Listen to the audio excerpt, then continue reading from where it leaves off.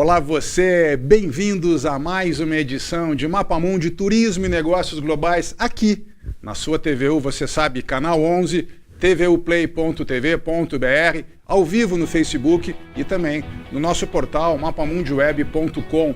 Hoje é um dia especial, novo cenário feito pela competente equipe aqui da TVU. Vem com a gente, iniciando o nosso Mapa Mundi de hoje com a nova roupagem, o novo cenário do Mapa Mundi. Vem com a gente.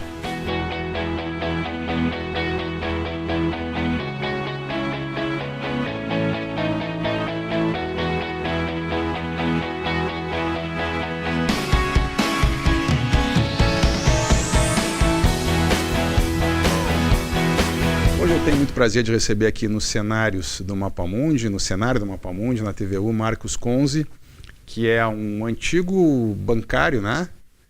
Só me contar essa história que eu fiquei sabendo, assim, e que largou tudo, né? Esse é um modo de expressão, e hoje é um pescador amador. Eu conheci o Marcos, eu conheci a técnica do Marcos, a gente vai conversar hoje, em São José dos Ausentes, aqui no Parque da Serra Geral, junto ali do Taimbezinho, da Fortaleza, enfim, locais belíssimos aqui, lá no norte do Rio Grande do Sul, nos picos mais altos, que é o Monte Negro, 1.403 metros de altura. E eu pescando com o Marcos, eu entendi esse mundo da pesca amadora, esse mundo que se desenvolve no mundo inteiro, na Argentina, no Brasil, na Europa, nos Estados Unidos, que movimenta bilhões de dólares, uma cadeia de turismo impressionante. Por isso, Marcos, é um grande prazer te receber aqui e falar um tema que na mídia tradicional normalmente não aparece. Nós temos mídias hoje, a própria Fish TV e outras televisões ou mídias que falam da pesca, mas a mídia tradicional e o turismo, não sei porquê, não fala muito da pesca. Como eu conheci e pesquei com você lá, eu fiquei encantado. Por isso é muito prazer ter você aqui com a gente para falar um pouco desse segmento da pesca esportiva. Isso mesmo. Pescou e pegou peixe, né, Henrique? Primeiramente, muito obrigado por me receber aqui, Henrique. É um prazer enorme.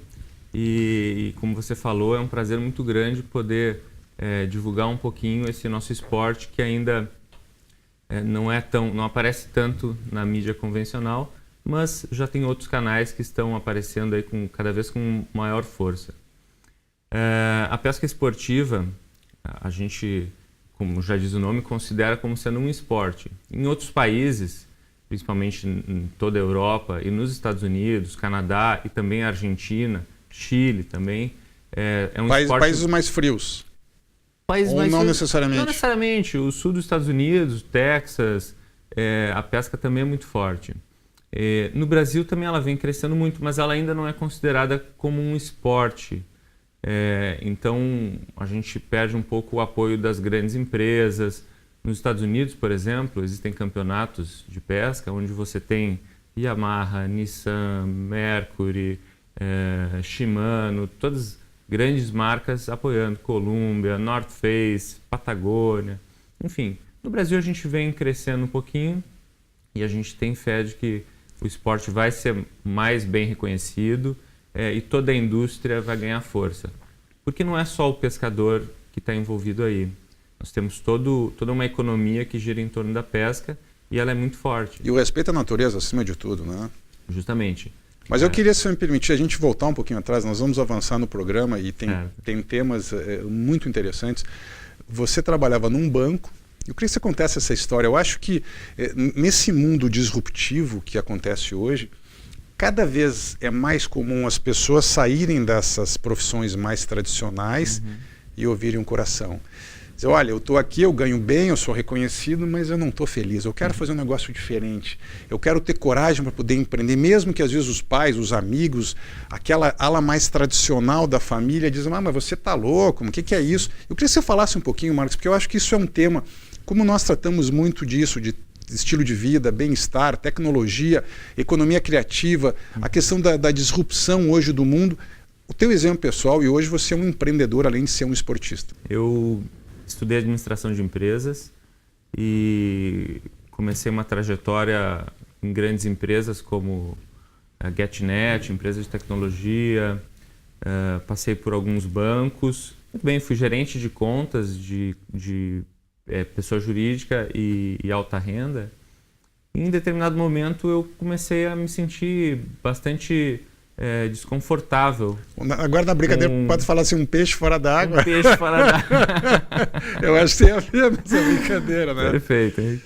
Então, aí eu comecei a refletir sobre a minha carreira e eu me dei conta de que as minhas últimas decisões profissionais foram tomadas com base buscando a remuneração e que eu não estava feliz com aquilo dali. Então eu resolvi arriscar, pedir demissão do banco, onde eu estava indo bem, tinha bastante chances de crescimento, mas como você falou, eu acho que a gente cada vez mais precisa escutar o coração e às vezes correr um risco que na nossa economia, no nosso país, às vezes não é muito bem visto nem pela família, nem pelos amigos. Mas enfim, eu pedi demissão do banco, juntei o dinheirinho que eu tinha, vendi o meu carro e comecei a empreender. Só para dar uma cor maior, Marcos, ou seja, você me falou, muitos anos você já faz a pesca esportiva, certo, mesmo enquanto executivo corporativo. Ou seja, você pediu demissão e a sua paixão da pesca se transformou num negócio. Isso, né? Claro que não foi uma decisão totalmente sem critérios, bem pelo contrário. Eu estudei o mercado, estudei as possibilidades, foi um risco calculado, né? Então, eu abri uma importadora e uma loja de pesca focada na pesca com mosca, que é esse segmento, que é essa modalidade de pesca esportiva, onde a gente pratica o pesca e solte, e a pesca se dá com iscas artificiais. Então é uma modalidade que eu pratico desde os 12 anos de idade, então já faz mais de 20 anos. E, enfim, resolvi apostar nesse segmento que vem crescendo no Brasil e está dando certo. Já faz 3 anos que eu tenho a minha empresa, eu sou muito realizado profissionalmente e é um prazer sempre acordar cedo, dormir tarde, perder o sono muitas vezes por causa da instabilidade. Eu acho que isso que é legal. A gente fala de você buscar o teu coração, buscar o teu desejo, buscar o teu sonho. Mas você falou uma coisa importante, muito importante. Você não faz isso de uma hora para outra sem pensar. Você cria um plano, você cria um planejamento, você sonha a longo prazo e tenta realizar. Eu acho que esse recado é importante, porque parece fácil. Deixei um cargo executivo, ganho bem, estou bem posicionado, as pessoas me enxergam bem, de repente eu rasgo tudo. Não é bem isso, na verdade é uma continuação de um processo trazendo o teu background que serve hoje naquilo que você faz. Eu acho que é por aí, né, Marcos? Com certeza, Henrique, porque a gente tem que, no fim do mês, a gente tem que continuar pagando as contas, honrando com os compromissos e tendo uma qualidade de vida adequada, né? Então, não basta ser só romântico e dizer que larguei tudo e vou fazer o que eu gosto. Tem que também ser economicamente viável, né? Então foi feito um plano de negócios, foi estudado, que legal. Foi utilizado o conhecimento de administração de empresas, enfim, e vem dando certo aí a Fly Pesca. Isso é uma coisa interessante. Eu até participei de um programa de rádio essa semana como convidado. E eu comentei uma coisa que me marca muito. Eu acho que o Brasil está no momento de um discurso muito fácil. Se você vê hoje o discurso de sindicatos ou associações empresariais, muitas vezes é um discurso fácil. É fácil falar, né? Uhum. Você falou, é um sonho. Mas como é que você realiza esse sonho? Uhum. Você faz uma crítica em relação à política A ou B. Ok, muito bom. Mas qual é o seu contraponto? Qual é o início, o meio e fim daquela sua proposta contrária à proposta vigente? Por isso que eu acho que no Brasil a gente está no momento de um discurso muito fácil, muito aberto, sem uma consistência de realização para as pessoas. Então acho que é por isso que eu estou trabalhando muito nisso, Marcos, de você planejar o processo, de você olhar, e aí claro, você deve estar hoje descobrindo locais do Brasil, do Rio Grande do Sul e do mundo espetaculares. Fala um pouquinho sobre esses lugares tão encantadores, e uma das coisas que me chamou a atenção quando nós pescamos truta ali em São José dos Ausentes, e eu comentei com você, eu acho que é um processo muito de contemplação, um processo também de autoconhecimento, de você estar em silêncio, você está entendendo o processo, a corrente, o vento, o movimento do peixe, o tipo de isca. Eu acho que tem um silêncio interior ali que indica um pouco esse processo intuitivo. Sem dúvida. Eu acho que durante a pescaria você ainda comentou, né, que quando a gente está ali pescando, invariavelmente você acaba se conectando com o meio ambiente todo. E a tua mente, ela simplesmente se desliga dos demais problemas ou reflexões, preocupações. Você está ali, vivendo aquele momento. E ainda mais quando a gente gosta, então esse sentimento se multiplica muito mais. Você está toda hora pensando o que o peixe está comendo embaixo d'água, enquanto que o vento está influenciando no seu arremesso, a velocidade que o rio está correndo e trazendo os insetos em cima d'água, se vai chover, o que vai mudar, se tem que trocar de isca, se ela está trabalhando na profundidade certa. Então é uma infinidade de informações que você está processando e curtindo aquele momento ali. E eu tenho a grande sorte de, hoje em dia, ter o meu escritório parcialmente localizado nesses lugares. No Rio Grande do Sul, a gente pesca desde o litoral, os rios, lagos, mas a gente tem essa região da serra que é maravilhosa. Tive o prazer de poder te conduzir ali naquele dia, que é São José dos Ausentes e toda a região ali dos campos de cima da serra, onde a gente pesca truta arco-íris, que é um peixe norte-americano que foi introduzido aqui há muitas décadas e se adaptou muito bem. Então a gente chama até de Patagônia brasileira, porque o visual é muito parecido. É belíssimo, né? É muito lindo. Mas o Brasil... Só é importante, só fazer um paralelo. A pesca esportiva, você falou, mas é importante enfatizar, você pesca, você fotografa para não ser uma mentira de pescador. Aqui, ó, tá aqui, ó, não é mentira de pescador. E depois você devolve o peixe na água. Devolve na água. No fly fishing, a modalidade que a gente trabalha, o anzol é um anzol único, não usamos garateias ou múltiplos anzóis, então é uma isca com um anzol, ele é bem fino, e a gente ainda amassa a farpa, a fisga dele para não machucar o peixe. E o peixe, ele praticamente não tem terminações nervosas na boca. Então ele não sente dor, praticamente não sangra. É muito raro acontecer um acidente. E o índice de sobrevivência dele após a captura é de quase 100%. Salvo os casos que pegam em alguma guelra, algum local mais frágil. E ainda assim a gente solta ele porque ele vai virar alimento de uma lontra, de um outro peixe, se ele ficar ferido, o que é muito raro. E você comentou uma coisa antes que também eu concordo muito, de que o pescador esportivo hoje ele trabalha para o meio ambiente. Ao contrário do que a pesca às vezes parece, né? Quando se fala que sou pescador, parece que eu vou lá e vou tirar um monte de peixe d'água. Bem pelo contrário, os pescadores esportivos hoje, eles trabalham como fiscais do meio ambiente, porque é do interesse deles e é do interesse de toda a indústria da pesca esportiva de que a natureza, de que os rios, de que o peixe seja preservado. Então a gente pesca, tira foto, solta na água e já existe um movimento até muito forte que vem dos Estados Unidos de nem tirar o peixe d'água. É você capturar ele, tirar foto com ele ainda dentro d'água para minimizar qualquer risco. Mas ele vai estar se movimentando. Vai estar se movimentando e como ele respira na água, através da água, você não expõe ele ao ar. Então realmente preservar para a gente continuar podendo desfrutar desses momentos. Bom, a gente está rodando agora, vou pedir para a produção rodar algumas imagens que o Marcos mandou de vários locais do mundo. Eu queria que você falasse, nós estamos falando de São José dos Ausentes, quais são os outros picos aqui no estado e no Brasil que são hoje representativos de pesca esportiva? Dentro da pesca esportiva, o Rio Grande do Sul ele realmente está famoso pela pesca da truta na serra. Nós temos também um peixe que chama-se aqui no Brasil Black Bass. É um peixe americano também. Ele é muito presente na região ali de São Francisco de Paula, até Caxias. Toda a serra, praticamente, ele está ali presente. É muito esportivo. E um fato curioso é que esse peixe, nos Estados Unidos, ele é o peixe responsável pela maior fatia da economia da pesca americana. Ele movimenta cerca de 5 bilhões de dólares por ano nos Estados Unidos.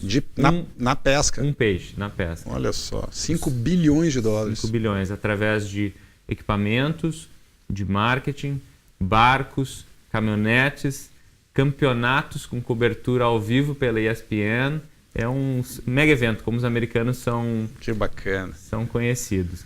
Então, no Brasil, saindo um pouco do Rio Grande do Sul, nós temos a região do Pantanal, que ainda é muito famosa e muito forte na pesca, apesar de ter sofrido uma pressão muito grande e a quantidade de peixes ter reduzido bastante nas últimas décadas. E, obviamente, nós temos um litoral imenso, onde se pesca bastante também, especialmente o robalo, mas nós temos, inclusive no Brasil, a região... Uma pesca de mar também, faz a pesca esportiva no mar. Também, tanto na região costeira, nos mangues, nas entradas de rios... Perfeito. Não no mar propriamente dito, também né? em alto mar. O Brasil é em muito alto famoso mar. na região de Vitória, Espírito Santo, toda aquela região do Nordeste ali próxima pela pesca dos peixes de bico, como o marlin, Que aquele interessante, peixe isso eu não maravilhoso sabia. que tem um bico. Sim. É muito famoso. Vem gente do mundo inteiro pescar em alto mar naquela região. E também você pesca e solta. Sempre, Pesca. esse é o processo sempre. Esse é o processo, pesca e solta. E eu queria que você falasse uma coisa importante. A pegada da gastronomia. Eu achei isso espetacular. Você vai para São José dos Ausentes, aquela região de Cambará do Sul, um dos pratos tradicionais daquela região hoje são trutas, né? Inclusive tem restaurantes que têm rodízio de trutas. Uhum. Ou seja, você junta a pegada ambiental da pesca esportiva Sim. com a pegada da gastronomia. E algumas cidades assumindo essa como sendo a sua gastronomia local. Fala um pouquinho sobre isso, por favor. Engraçado isso, né? A sua gastronomia local de um peixe que não é local. Mas ele já está aqui há tanto tempo que já foi adotado pela população. E o mais bacana disso, Henrique, é que a truta que a gente pesca não é a mesma que a gente come. Essa truta que a gente pesca em São José dos Ausentes, por exemplo, ou na Serra de Santa Catarina também, ela obrigatoriamente tem que ser devolvida à água. Perfeito. Por uma regra local. E a truta encontrada nos restaurantes, ela é uma truta de um criatório, de um lago, onde ela é criada, ela é alimentada ali para o consumo. E outra coisa que me chamou muita atenção também em Cambará, que é um local, enfim, incrível, belíssimo, é a questão do pinhão, né? Que como é uma região com muitas araucárias, você tem vários pratos feitos à base de pinhão. Então tem um arroz de pinhão acompanhado de filé de truta, você tem o tabule árabe feito de pinhão. Então eu acho que isso é muito bacana, ou seja, você junta a questão do turismo nos seus diversos segmentos com a pegada da gastronomia. Eu acho que as pessoas devem se encantar. Com certeza. Eu me recordo daquela farofa de pinhão que a dona Nilda preparou para a gente lá em São José dos Ausentes. E o pinhão caracteriza bastante a nossa região sul aqui, né, através das araucárias. E é algo bem típico e combina muito bem com a truta e com a pesca da truta e todo esse passeio. Hoje a Amazônia é o nosso carro-chefe em termos de pesca esportiva no Brasil. O Brasil é reconhecido em todo o mundo pela pesca na Amazônia.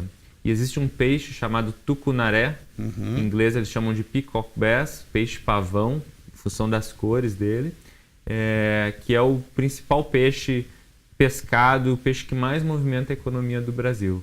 Então, em toda a Amazônia, no estado do Pará, Amazonas e todos os estados que pegam um pouquinho da Amazônia, esse peixe também está na região central e um pouco até da região sul. O tucunaré hoje ele é o que movimenta, ele é o peixe que tem que ser preservado, que ainda, infelizmente, não há muito controle. Nós temos pousadas de nível mundial, com chefs, com essa gastronomia, com ar-condicionado no meio da selva. Então, hoje, para pescadores. Voltado para pescadores. Então, esse peixe que está sendo devolvido, que custaria R$20 o quilo, talvez, ele está movimentando uma pousada que cobra em média R$8.000 até R$20.000 um pacote de pesca. Para quantos dias? 5 a 6 dias de pesca é o normal. Olha só, às vezes é difícil de ter essa percepção da cadeia econômica que um segmento pode trazer. Você está falando da pesca. Quando nós fomos pescar aqui em São José dos Ausentes, você me prestou um macacão que é coreano, e todo especial impermeável, ou seja, você entra em águas frias, mesmo aqui não sendo tão frio, mas são águas geladas, com botas de neoprene impermeáveis. Segundo você me comentou, só aquele macacão custa R$1.200 aproximadamente. Você tem as iscas, você tem o chapéu, você tem óculos, você tem uma série de técnicas, material técnico para que você possa pescar.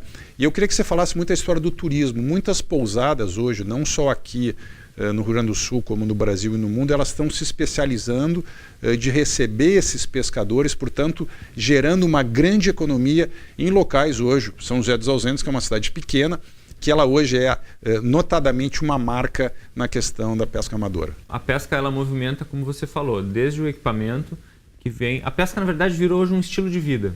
Isso é o que a gente fala, porque a pessoa vai se vestir com as roupas de pesca, tanto dentro como fora da água. Quando for pescar, você vai ter que usar uma vara, uma carretilha, a linha, as iscas, o macacão esse... E o preço varia muito, né? Tem, por exemplo, uma vara de pesca com mosca, de fly fishing, que custa de 400 até 4 mil reais. Né? Vai depender do teu bolso e ela vai te durar uma vida toda. Então, ela pode ser barato ou caro. Sim, depende do de acordo com a tua disponibilidade. Mas sim, a pesca movimenta não só o equipamento, como também, vamos usar um caso extremo, um americano que vem a pescar no Brasil. Ele vai viajar dos Estados Unidos até o Brasil. Então, ele vai utilizar a companhia aérea. Provavelmente, ele vai pegar um outro voo interno e muitas vezes na Amazônia se usa aqueles aviões pequenininhos que a gente chama de teco-teco. Então, vai usar um outro voo. Ele vai pegar um barco.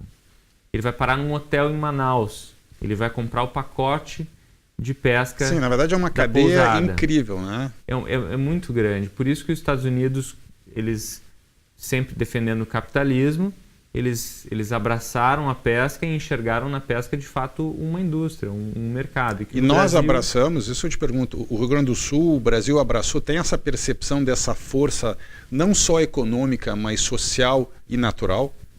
Infelizmente, ainda não, Henrique. A gente está caminhando para isso, mas a gente ainda está longe de poder fazer essa afirmação de que o Brasil é um país que abraçou a pesca esportiva. Por quê? Vamos falar do piloteiro, por exemplo. O guia que nos leva no barco. Ah, chama piloteiro? Piloteiro é o guia. O guia é a palavra mais informal de guia. Aquele piloteiro que pilota o barco. Então, quando você vai para a Amazônia, para o Pantanal... Que legal, não sabia que esse termo guia ou piloteiro, Então, ele não é ainda uma profissão reconhecida. Começa por aí. E nós temos milhares de piloteiros, de guias que trabalham com isso e ainda não tem sua profissão reconhecida. Além disso, o principal que o Estado deveria fazer é proteger o peixe, é proteger o meio ambiente, para que isso nunca acabe, para que esse mercado volte a crescer. Mas, ao contrário disso, o peixe vem diminuindo. Sim, porque não há fiscalização. Eles querem, inclusive, o Ministério da Pesca, que, se eu não me engano, nem existe mais, eu nem sei porque foi criado, porque exatamente essas políticas que você está falando em termos da economia da pesca formal e da pesca amadora nunca foram implementadas e as pessoas desconhecem. Né? Esse ano, inclusive, nós tivemos um problema, nós, que eu digo o Brasil, na impressão das licenças de pesca. Para você poder pescar embarcado em todo o território brasileiro... Embarcado é dentro de um barco. Dentro de um barco, quando você entra no barco e pesca de dentro dele. Desembarcado é a pesca que a gente fez, aquela no rio ou numa barranca. Que não precisa de autorização. Precisa também. A desembarcada, se eu não me engano, é 20 ou 25 reais por ano. E a embarcada, eu acho que esse ano foi 60 reais. Então, nós tivemos o sistema... Estava com problema esse ano que não liberava a impressão da carteirinha. Então é algo tão simples e nem isso estava funcionando. Sim, mas não tem nem passaporte no Brasil, é complicado. Né? Uma questão final, Marcos, é um tema tão bacana e tão diferente para grande parte das pessoas, a questão da segurança. A gente comentava fora do ar e você que me acompanha sabe como eu tenho pautado nessa questão da segurança. Você fazer viagem de aventura, qualquer que seja, sempre baseado em segurança, em equipamento, em conhecimento, em pessoas que vão acompanhar você. Eu queria que você falasse rapidamente sobre isso, a importância da segurança na pesca esportiva. Como a gente vinha falando, isso é algo tem que estar sempre em pauta, porque seja pescando num laguinho de um hotel ou da sua casa, da sua fazenda, como num ambiente inóspito, no meio da selva, sempre há o risco, porque você está na água. Então, você pode em qualquer momento passar mal, cair dentro da água, cair de um barco, ou então você tem um anzol ali que pode gerar algum acidente. Eu, por sorte, nesse tempo todo e por cuidado, eu nunca tive nenhum acidente sério, mas existem casos sim. Então é fundamental tomar conhecimento dos riscos e trabalhar para preveni-los. Se você for pescar num rio, num local desconhecido, é interessante sempre contratar um guia, contratar uma pessoa que vá lhe conduzir ali, que vai evitar de você pisar num lugar mais profundo ou correr um risco desnecessário. Ou pelo menos buscar informação, porque nós brasileiros somos muito, entre aspas, desbravadores. Um lugar legal, vou levar ali a minha filha pequena, minha esposa, fazer um piquenique, vou pescar, e você não sabe o que pode acontecer. A gente acha que nunca vai acontecer com a gente, né? Mas é bem isso. Então, buscar informação e tomar cuidado. Não é nenhum esporte radical que está sempre com um risco muito alto, mas existe o risco e ele tem que ser prevenido, sem dúvida, é muito importante. Marcos, finalizando e agradecendo mais uma vez a tua participação aqui comigo no Mapa Mundi.